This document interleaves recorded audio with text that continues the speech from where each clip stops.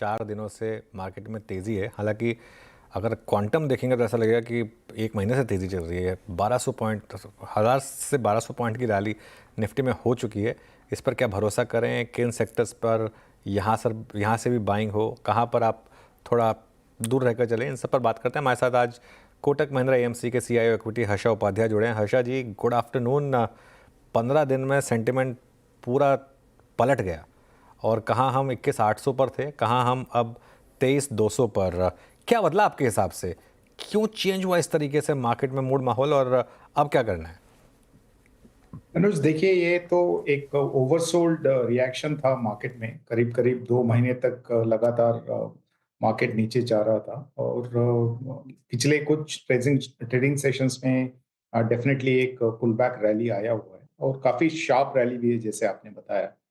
लेकिन यहाँ से आगे कुछ ट्रेडिंग सेशंस के बाद आई थिंक सभी के नजर चौथी तिमाही के नतीजों पे हो जाएंगे और वहां पे देखना पड़ेगा कि क्या किन सेक्टर से एक तरफ से उम्मीदें जो हैं वो बरकरार रहेंगे या नहीं रहेंगे और उस हिसाब से मार्केट का एक मूव बनेगा। लेकिन ये जो short term pull back rally expected था, वो तो हमारे हिसाब से काफी कुछ प्ले आउट हो चुका है। तो अभी भी इस रैली पे कॉन्फिडेंस नहीं आ रहा? मतलब इसका आप ये कहेंगे कि इस रैली में अभी बहुत ज़्यादा ये उम्मीद ना बनाए कि मार्केट अब वापस प्रीवियस हाइस पे जाएगा?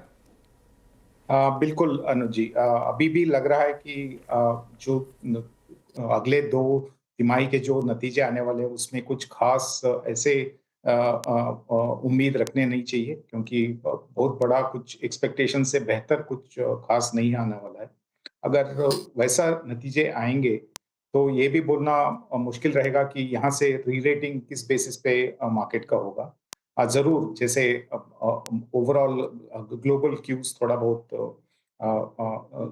सोबर हुए और अपने मार्केट्स में भी जो एक ओवरसोल्ड लेवल था वहां से एक पुल बैक आया है। लेकिन जब तक अर्निंग्स ग्रोथ ट्रेजेक्टरी में कोई अच्छा खासा बदलाव नहीं दिखेगा, तब तक फंडामेंटली इस रैली में ज्यादा सपोर्ट दिखाई नहीं देगा।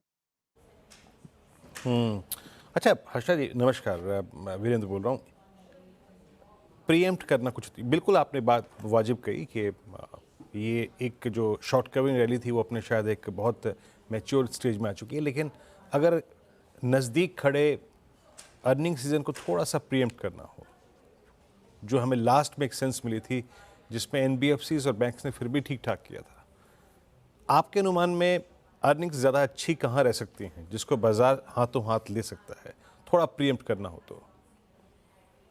देखिए, ओवरऑल अर्निंग्स ग्रोथ तो चौथे तिमाही में तीसरी तिमाही से बेहतर आएगा, ये लार्ज कैप के लिए हमारा अनुमान है।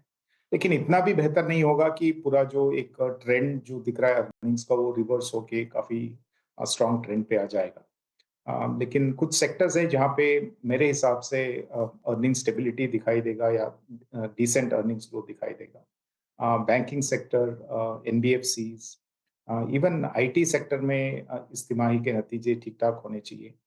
आपके जो भी इंडस्ट्रियल कैप गुड्स के जो नतीजे आएंगे वो भी ठीक ठाक रहेंगे और वहाँ पे वैल्यूएशंस भी काफी कुछ करेक्ट हो चुके हैं। और एक ट्रेंड से अलग अगर देखना है तो पिछले कुछ तिमाहियों से केमिकल्स के जो नतीजे आ रहे थे वो काफी निराशाजनक आ रहे थे। हमें लगता है कि इस तिमाही से एटलीस्ट स्पेशलिटी केमिकल्स में एक तरफ से काफी अच्छा खासा अर्निंग्स रिवाइवल दिखना चाहिए। और अगर आप देखेंगे तो यही एक सेक्टर है जहाँ पे काफी कुछ अंडर परफॉर्मेंस भी था 2024 में। और अगर आप ईयर टू डेट परफॉर्मेंस देखते हैं तो ये सेक्टर काफी अच्छा किया हुआ है, जबकि मार्केट इतना गिर चुका है तभी भी यहाँ पे काफी स्ट्रेंथ है। तो हमें लगता है यहाँ पे नतीजे भी वही डायरेक्शनली दिखाएंगे। और यही यही कुछ खास सेक्टर्स हैं जहाँ पे नतीजे या तो एज पर एक्सपेक्टेशंस रहेंगे या तो बेटर देन एक्सपेक्टेशंस। जी। हर्षा जी, गुड आफ्टरनून। श्रेया बात कर रही हूँ। आपने कहा कि रैली को लेके आप उतने कॉन्फिडेंट हैं नहीं। क्या इस बाजार की रैली के सामने आपको एक अर्निंग ही हर्डल नजर आता है या फिर कोई और भी चैलेंजेस आप देख रहे हैं? देखिए, ऐसा तो नहीं है कि वैल्यूएशंस जो 4 साढ़े 4 साल का जो रैली था उसमें जो एक्सेसेस हुए थे वो 2 वीक या 2 महीने की करेक्शंस में ठीक हो जाते हैं। और अभी तो अगर आप पिछले हफ्ते का मार्केट मूव देखते हैं तो बिल्कुल ही कुछ करेक्शन का नज़र नहीं आ रहा है, एटलीस्ट इंडेक्स लेवल पे। तो उस हिसाब से ऐसा तो नहीं है कि मार्केट बहुत ज़्यादा वैल्यूएशन में रीसेट हो चुका है या काफ़ी अट्रैक्टिव लेवल पे आ चुका है। और उसी हिसाब से अगर आप अर्निंग्स भी देखेंगे, तो वहाँ पे कोई ऐसी चेंजेस नहीं दिखाई दे रहे हैं अभी भी। तो इसीलिए लगता है कि ये एट बेस्ट कंसोलिडेशन रैली रहेगा और साइडवेज कंसोलिडेशन होगा और एट वर्स्ट हो सकता है कि वोलेटिलिटी फिर कुछ समय के बाद फिर वापस आए। ये जो केबल और वायर स्टॉक्स हैं हर्षा जी, ये हैं क्या आपके पोर्टफोलियो में? और आप किस तरीके से देख रहे हैं इस न्यूज़ फ्लो को? क्या ये एक पेंट मोमेंट जिसकी बात हो रही है, क्या ये वही है या फिर थोड़ा सा ओवर रिएक्शन है? देखिए, काफी कुछ रिएक्शन तो पेंट सेक्टर में जैसे हुआ था वैसे ही हो रहा है। जब एक नया बड़ा खिलाड़ी इस क्षेत्र में कैपिटल एक्सपेंडिचर का अनाउंसमेंट करता है तो ऑब्वियसली ऐसा रिएक्शन दिखाई देता है। लेकिन स्लाइटली जो डिफरेंट है इस सेगमेंट में, हमारे हिसाब से यहाँ पे वॉल्यूम ग्रोथ अभी भी अच्छा खासा है और पेंट्स सेक्टर से बेहतर है। तो इसलिए हो सकता है कि ये शायद लॉन्ग टर्म डीरेटिंग जर्नी नहीं है, हो सकता है कहीं न कहीं ये स्टेबिलिटी आ जाए। और नए कैपेसिटी आने में भी आपको 1.5-2 साल का टाइम है। तो वहाँ तक तो जैसे स्ट्रॉन्ग ग्रोथ चल रहा है उसका नतीजे पे भी असर पड़ेगा और वैल्यूएशंस पे भी काफ़ी करेक्ट हो चुके हैं।